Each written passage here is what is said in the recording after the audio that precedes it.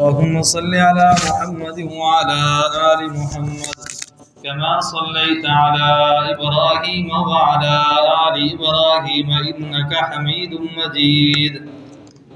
اللهم بارك على محمد وعلى آل محمد كما باركت على إبراهيم وعلى آل إبراهيم إنك حميد مجيد.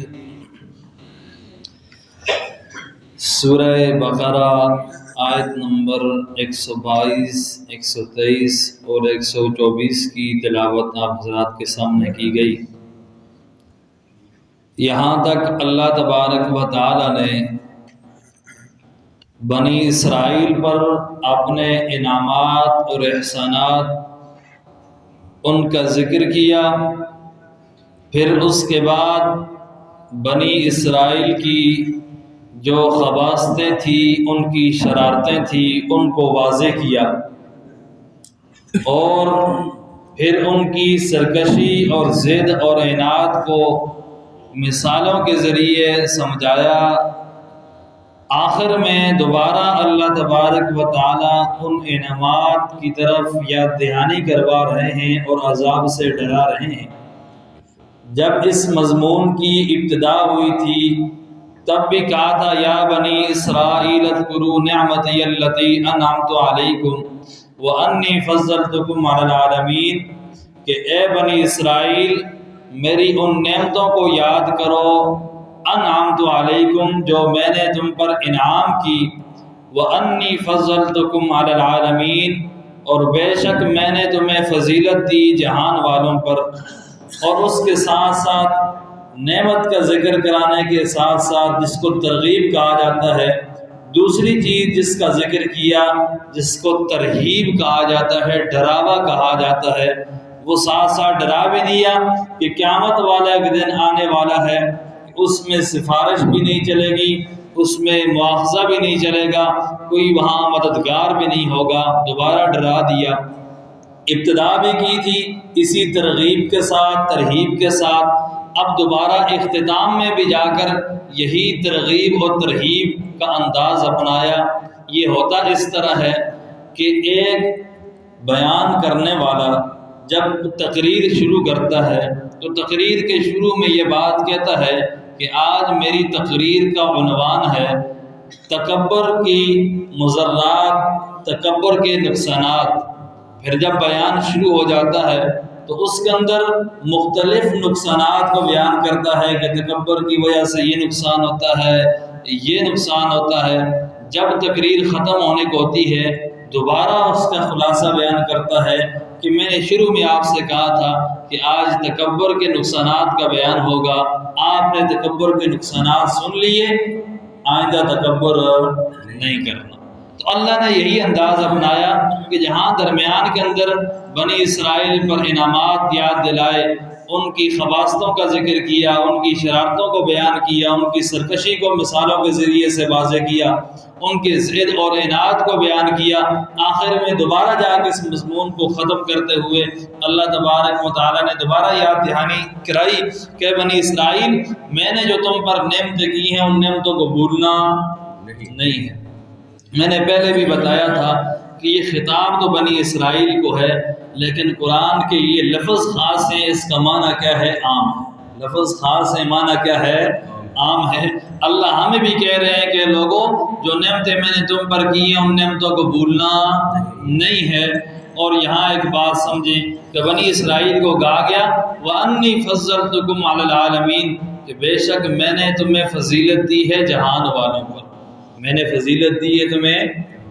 تو پیچھے بات گزری تھی کہ یہاں بنی اسرائیل کو کہا گیا ہے کہ وہ تمام جہان میں فضیلت والے ہیں، جبکہ ہم نے تو یہ سنا ہے اور پڑھا ہے کہ سب سے بہترین امت کون سی ہے؟ امت محمدیہ صلی اللہ علیہ وسلم ہے، حضور اقدس صلی اللہ علیہ وسلم کی امت ہے. تو فرمایا کہ بنی اسرائیل تم فضیلت والے تھے اپنے زمانے میں، یا تم فضیلت والے تھے اس وقت جس وقت تک تم نے پیغمبر اور اللہ کی کتاب کو مانا تھا. جب پیغمبر کی بات کو نہ مانا، اللہ کی کتاب کو نہ مانا، امر بالمعروف اور نہی عن المنکر کو چھوڑ دیا تو اب تم بہترین امت اور فضیلت والی امت نہیں ہو. اب بہترین اور فضیلت والی امت وہ ہے جو امر بالمعروف اور نہی عن المنکر کرتی رہے. ٹھیک ہے، تو ہماری امت کو جو بہترین کہا گیا تو اس کی بنیادی وجہ کیا ہے کہ یہ امر بالمعروف اور نہی عن المنکر، یہ وجہ اللہ نے قرآن کے اندر خود بیان فرمائی ہے کہ یہ امت فضیلت والی ہے، تمام امتوں میں بہترین ہے. اس وجہ سے اس کا کام کیا ہے؟ نیکی کی دعوت دینا، نیکی کی طرف بلانا اور برائی سے کیا کرنا؟ منع کرنا. تو اس مضمون کو ختم کرتے ہوئے دوبارہ اللہ تبارک و تعالی بنی اسرائیل سے خطاب کر رہے ہیں. یا بنی اسرائیل، اے حضرت یعقوب کی اولاد، اے حضرت یعقوب کی اولاد، اے حضرت یعقوب کے بیٹو،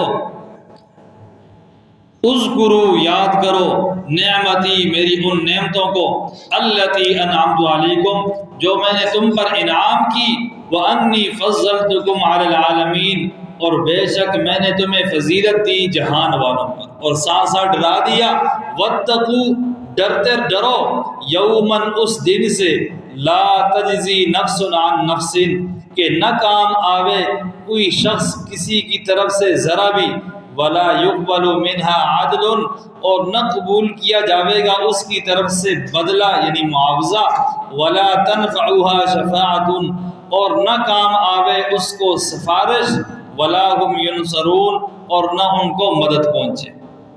یعنی قیامت کے دن جہاں سفارش بھی کام نہ آئے گی، جہاں کوئی معاوضہ بھی نہیں چلے گا، اور وہاں حدیث کے اندر آتا ہے کہ مشرکین کہیں گے یہ زمین اور آسمان جو کچھ ہے یہ سب کچھ بدلے کے اندر لے لو اور ہمیں معاف کر دو. تو فرمایا معافی کی کوئی صورت پھر بھی باقی نہیں رہے گی، ولا هم ینصرون، اور ان کی مدد بھی نہیں کی جائے گی. یہ نہیں کہا کہ فلاں شخص اس کی مدد نہیں کرے گا، بالکل غائب کا صیغہ لگا دیا کہ مدد کی امید ہی کیا کر دی؟ ختم کر دی. وَإِذِ ابْتَلَىٰ إِبْرَاهِيمَ رَبُّهُ بِكَلِمَاتٍ فَأَتَمَّهُنَّ، اور جب آزمایا، امتحان لیا ابراہیم علیہ السلام کا اس کے رب نے، بِكَلِمَاتٍ، چند کلمات کے ساتھ، فَأَتَمَّهُنَّ، پھر اس نے وہ پورے کیے. وہ امتحان کیا کیا؟ پورا کیا. اس امتحان میں کیا ہوئے؟ پورا اترے. یہاں بات سمجھیں، میں نے آپ کو بتایا تھا کہ 7ویں اعتراض اور 8ویں اعتراض کے درمیان اللہ تبارک و تعالی حضرت ابراہیم علیہ السلام کا واقعہ ذکر فرمائیں گے، اور یہ واقعہ ذکر کرنے کی 3 وجہ ہیں. یہ واقعہ ذکر کرنے کی کتنی وجوہات ہیں؟ 3 وجوہات ہیں. پہلی وجہ یہ ہے کہ بیت اللہ بنیت للتوحید فلم تشرکون فیہ، کہ جس بیت اللہ کے ارد گرد تم چکر لگاتے ہو. اس سے پہلے اس بات کو سمجھیں، جس وقت قرآن اتر رہا تھا، پیغمبر علیہ السلام نے جس وقت دین کی دعوت دی تو سامنے 3 گروہ تھے. کتنے گروہ تھے؟ مشہور 3، باقی بھی تھے لیکن مشہور اور معروف 3 گروہ تھے. مشرکین کا گروہ، یہود کا گروہ اور نصارہ کا گروہ. یہ 3 بڑے گروہ اور مشہور گروہ تھے، اور ان میں سے ہر ایک گروہ حضرت ابراہیم علیہ السلام کو ماننے والا تھا. ان میں سے ہر ایک گروہ حضرت ابراہیم علیہ السلام کو ماننے والا تھا، اور ہر ایک گروہ کا یہ دعویٰ تھا کہ ہم ملت ابراہیمی پہ چلنے والے. یہود اور عیسائی وہ تو ماننے والے تھے کہ ان کے سارے انبیاء کا سلسلہ ہی حضرت ابراہیم علیہ السلام سے چلا تھا، اور مشرکین بھی اپنے آپ کو ملت ابراہیمی والا کہا کرتے تھے. اور کچھ اعمال جو ملت ابراہیمی کے اندر تھے، اگرچہ ان کی صورت انہوں نے مسخ کر دی تھی لیکن وہ پھر بھی وہ کرتے تھے. مثلا حج کرنا، قربانی کرنا، ختنہ کرنا، داڑھی رکھنا، یہ ملت ابراہیمی میں تھا. یہ کام مشرکین کیا کرتے تھے، صورت انہوں نے تبدیل کر لی تھی. اور یہ انہوں نے حضرت اسماعیل علیہ السلام، حضرت ابراہیم علیہ السلام کی شکل کا بت بنا کے کعبۃ اللہ کے اندر رکھا ہوا تھا، اور اس کی عبادت پوجا کیا کرتے تھے. اس کے نام کی منتیں اور نظریں یہ ساری دیا کرتے تھے، اس کو پکارا کرتے تھے، حاجت روا اور مشکل کشا سمجھا کرتے تھے. تو یہ سارے کے سارے حضرت ابراہیم علیہ السلام کی طرف اپنی نسبت کرتے تھے اور بیت اللہ کے اندر آ کر کیا کرتے؟ عبادتیں کرتے۔ تو اب اللہ تبارک و تعالیٰ یہ واقعہ ذکر فرما کے بتا رہے ہیں کہ جس بیت اللہ کے ارد گرد تم چکر لگا رہے ہو، بنیت للتوحید، اس کی بنیاد تو توحید کے لیے رکھی گئی ہے۔ اس کی بنیاد تو کس کے لیے رکھی گئی ہے؟ توحید کے لیے رکھی گئی ہے۔ فَلِمَ تُشْرِكُونَ فِيهِ، تو اس بیت اللہ کے اندر شرک کیوں کرتے ہو؟ اس وجہ سے اس واقعے کو ذکر فرمائیں گے۔ اور دوسری وجہ جو اس واقعے کے ذکر کرنے کی ہے وہ یہ ہے کہ ھذا النبی صلی اللہ علیہ وسلم دعاء ابراہیم، یہ حضرت محمد صلی اللہ علیہ وسلم جو ہیں یہ تو حضرت ابراہیم علیہ السلام کی دعا کا نتیجہ ہے۔ انہوں نے دعا مانگی تھی کہ میری نسل کے اندر کوئی نبی آئے اور اس گھر کو آباد کرے، یہ تو اسی دعا کا ثمرہ اور نتیجہ ہے۔ فَلِمَ تُنْكِرُونَهُ، اس پیغمبر کا انکار پھر کیوں کرتے؟ جب تم ملت ابراہیمی اپنے آپ کو کہتے ہو کہ ہم ملت ابراہیمی پہ چلنے والے ہیں، تو پھر حضرت ابراہیم ہی نے تو دعا مانگی تھی، تو پھر اس دعا کی وجہ سے اللہ نے اس نبی کو بھیجا ہے، تو اب اس کا انکار کیوں کرتے؟ اور تیسری وجہ التوحید دین الانبیاء کلہم، توحید یہ تمام کے تمام انبیاء کا اتفاقی مسئلہ تھا۔ یہ تمام کے تمام انبیاء کا کیا تھا؟ اتفاقی مسئلہ تھا، اتفاقی دین تھا۔ یہ جب تمام انبیاء کا اتفاقی دین ہے، حضرت ابراہیم علیہ السلام کا بھی یہی دین تھا توحید والا، تو پھر اس توحید کا تم انکار کیوں کرتے ہو؟ اس توحید کا انکار کیوں کرتے ہو؟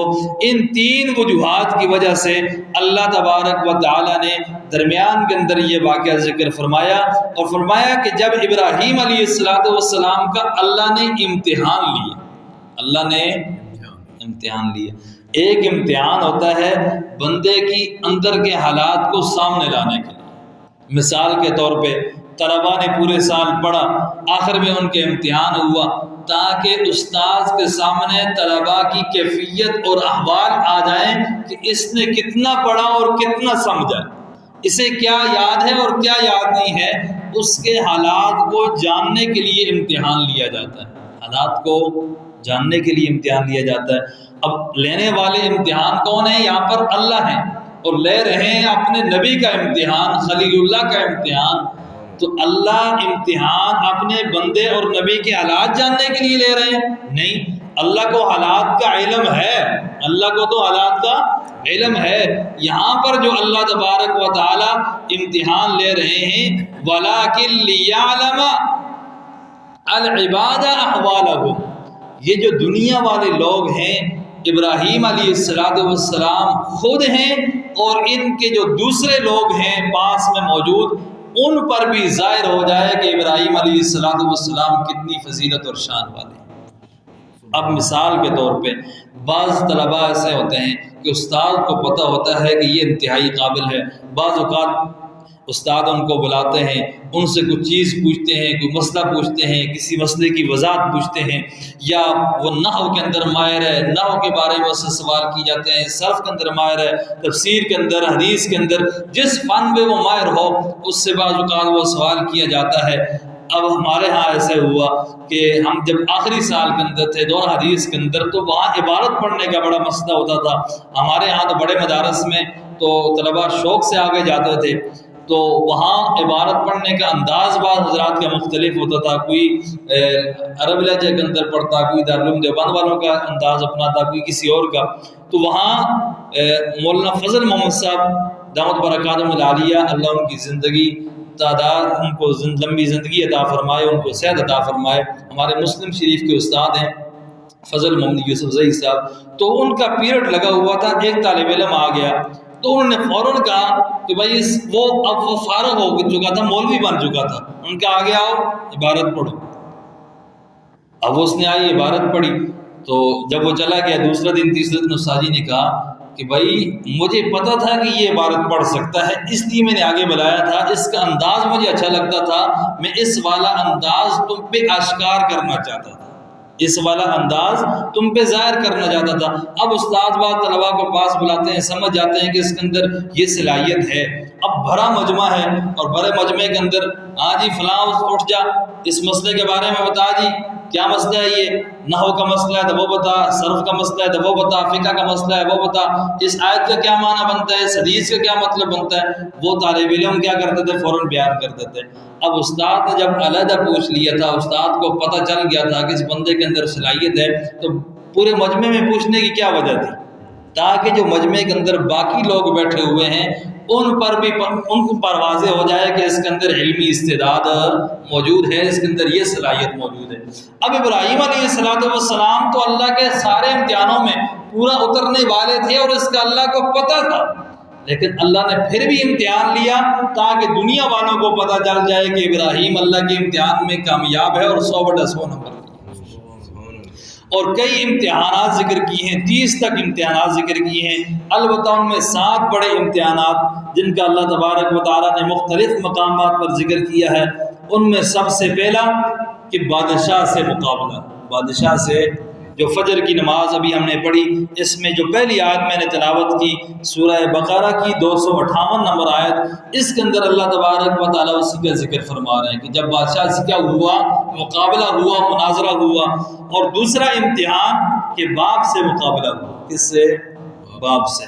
اب باپ مشرک ہے اور بیٹا اللہ کا نبی ہے، بیٹا اللہ کا نبی ہے اور باپ مشرک ہے، تو اللہ کیا کہنا چاہتے ہیں، یہ دنیا ساری کی ساری میرے سامنے کیا ہے، عاجز، یہ سارے کے سارے میرے سامنے کیا ہیں، عاجز ہیں۔ یہ نبی ضرور ہیں لیکن میرے سامنے کیا ہیں، عاجز ہیں۔ اگر ان کے پاس کوئی قدرت اور اختیار ہوتا تو یہ اپنے باپ کو کبھی جہنم میں جانا برداشت نہ کرتے۔ پیغمبر علیہ السلام تو اتنے رحیم اور شفیق ہیں، اگر آپ کے پاس کوئی اختیار ہوتا تو خدا کی قسم پوری امت میں کوئی ایک بندہ بھی جہنم میں نہ جاتا، کوئی بھی کافر ہو کے نہ مرتا۔ فرمایا دوسرا امتحان یہ تھا کہ باپ سے مقابلہ کیا۔ سورہ انعام آیت نمبر 74 کے اندر اللہ تبارک و تعالیٰ اس کو بیان فرمائیں گے۔ تیسرا امتحان جو اللہ نے لیا کہ اپنے باپ اور قوم کو توحید کی دعوت دی، اپنے باپ اور قوم کو توحید کی دعوت دی۔ سورہ شعراء کے اندر وَاتْلُ عَلَيْهِمْ نَبَأَ إِبْرَاهِيمَ إِذْ قَالَ لِأَبِيهِ وَقَوْمِهِ مَا تَعْبُدُونَ، اپنے باپ اور قوم سے کہا کہ کس چیز کی تم عبادت کرتے ہو، کس چیز کی تم کیا کرتے ہو، عبادت کرتے ہو۔ یہ کوئی آسان کام نہیں ہے کہ قوم کے سامنے کھڑا ہو جائے اور بندہ توحید کی دعوت دے۔ ذرا مشرکوں کے علاقوں میں جاؤ نا، ذرا وہاں قرآن بیان کرنا شروع کرو، دیکھو کیا حالت ہوتی ہے۔ حضرت مولانا احمد علی لاہوری رحمہ اللہ کے بارے میں آتا ہے کہ جب انہوں نے قرآن کا درس شروع کیا تھا تو مسجد سے ان کو نکال دیا جاتا تھا، مسجد سے کیا کر دیا جاتا تھا، نکال دیا جاتا تھا۔ ایک دن حضرت نے بھی قرآن ہاتھ میں پکڑا اور کہا کہ آپ نکالو، تو پھر کسی کی ضرورت نکالنے کے لیے نہ ہوئی۔ تو تیسرا امتحان کہ اپنے باپ کو اور قوم کو توحید کی دعوت دی۔ سورہ شعراء آیت نمبر 72 کے اندر اللہ تبارک و تعالیٰ اس کو بیان فرماتے ہیں۔ چوتھا امتحان کہ اس توحید کی خاطر حضرت ابراہیم علیہ السلام آگ کے اندر چلے گئے، اس توحید کی خاطر آگ کے اندر چلے گئے۔ وہاں جب تفصیل آئے گی سورہ صافات آیت نمبر 96 اور سورہ انبیاء کے اندر وہاں وضاحت کروں گا، لیکن حدیث کے اندر آتا ہے کہ جب حضرت ابراہیم علیہ السلام آگ کے اندر چلے گئے تو فرشتے حاضر ہوئے، کوئی پانی والا کوئی ہوا والا، کہ بھائی حضرت جبرائیل امین لے کے آئے کہ یہ پانی والا فرشتہ ہے، یہ ہوا والا فرشتہ ہے، تو آپ اگر حکم دیں تو ہم پانی برسائیں، یہ ساری کی ساری آگ بجھ جائے۔ ہوا والوں نے کہا ہم ہوا چلائیں تو یہ ساری کی ساری آگ کیا ہو جائے گی، بجھ جائے گی۔ تو حضرت ابراہیم علیہ السلام نے کہا درمیان سے ہٹ جاؤ، درمیان سے کیا کرو، میرا اور اللہ کا معاملہ ہے، درمیان سے کیا کرو، ہٹ جاؤ، اللہ نے جو میرے لیے جو مقدر میں رکھا ہے میں نے اسی پہ چلنا ہے۔ پانچواں امتحان کہ اپنا ملک اللہ کی توحید کے لیے چھوڑ دیا۔ چھٹا امتحان بیٹا جس کو اللہ سے مانگ کے لیا تھا، وہ جب جوانی کی عمر میں چڑھنے لگا، اب تیار ہوا، کڑیل جوانی میں آنے لگا، تو اللہ تبارک و تعالیٰ نے کیا کہا، اسے ذبح کر دو۔ ساتواں امتحان کہ بچے اور بیوی کو تنہا اس وادی کے اندر جہاں نہ کھانے کے لیے کچھ ہے، نہ پینے کے لیے کچھ ہے، نہ زراعت کا کوئی سامان ہے، وہاں کہا کہ چھوڑ دو اور واپس چلے جاؤ۔ یہ 7 امتحان لیے، ان 7 امتحان کے اندر کیا ہوا، فَأَتَمَّهُمْ، وہ امتحان کے اندر کیا ہو گئے، کامیاب ہو گئے، 100/100 نمبر لے لیے۔ فَأَتَمَّهُنْ، پھر اس نے وہ پوری کی۔ کئی باتوں میں حضرت ابراہیم علیہ السلام کو آزمایا اور ان تمام میں وہ ساری کی ساری انہوں نے کیا کی؟ پوری کی۔ اب اللہ تبارک و تعالیٰ نے انعام کیا عطا فرمایا؟ انی جاعلک للناس اماما، کہ اے ابراہیم تو میرے امتحانات کے اندر کامیاب ہوا ہے، جا میں نے تجھے دنیا کا امام بنا دیا، دنیا کا کیا بنا دیا ہے؟ امام بنا دیا ہے۔ حضرات مفسرین نے لکھا ہے کہ صبر اور یقین، صبر اور یقین، بالصبر والیقین تنال الامامۃ بالقوم، کہ آپ صبر اور یقین رکھتے رہیں، صبر اور یقین کے ساتھ زندگی گزاریں، اللہ تبارک و تعالیٰ آپ کو امامت کا منصب عطا فرمائیں گے، امامت کا منصب عطا فرمائیں گے۔ قال ومن ذریتی، حضرت ابراہیم علیہ السلام نے فرمایا میری اولاد، یعنی ان کو بھی یہ منصب ملے گا یا نہیں ملے گا؟ قال، فرمایا اللہ نے، لا ینال عہد الظالمین، یہ امامت والا جو میرا وعدہ ہے یہ ظالموں کو نہیں ملے گا، یہ امامت والا وعدہ تیری اولاد میں سے اس کو ملے گا جو میری اطاعت کرے گا، جو میری اطاعت نہیں کرے گا، ظالم بنے گا، اس کو میں یہ امامت والا انعام عطا نہیں کروں گا۔ اللہ تبارک و تعالی عمل کی توفیق نصیب فرمائے۔ الحمدللہ رب العالمین والعاقبۃ للمتقین والصلاة والسلام علی سید الانبیاء والمرسلین وعلی آلہ واصحابہ اجمعین۔ ربنا ظلمنا انفسنا وان لم تغفر لنا وترحمنا لنكونن من الخاسرین۔ یا اللہ صغیرہ غیر کبیرہ گناہ معاف فرما، کمی کوتاہیاں معاف فرما۔ یا اللہ جس مقصد کے لیے بیٹھے وہ مقصد پورا فرما، گناہوں سے بچنے کی توفیق نصیب فرما، نیکی کام کرنے کی توفیق نصیب فرما۔ یا اللہ بھلائی کی دعوت دینے کی توفیق نصیب فرما۔ یا اللہ اچھے کام کرنے کی توفیق نصیب فرما، برائی سے ہم سب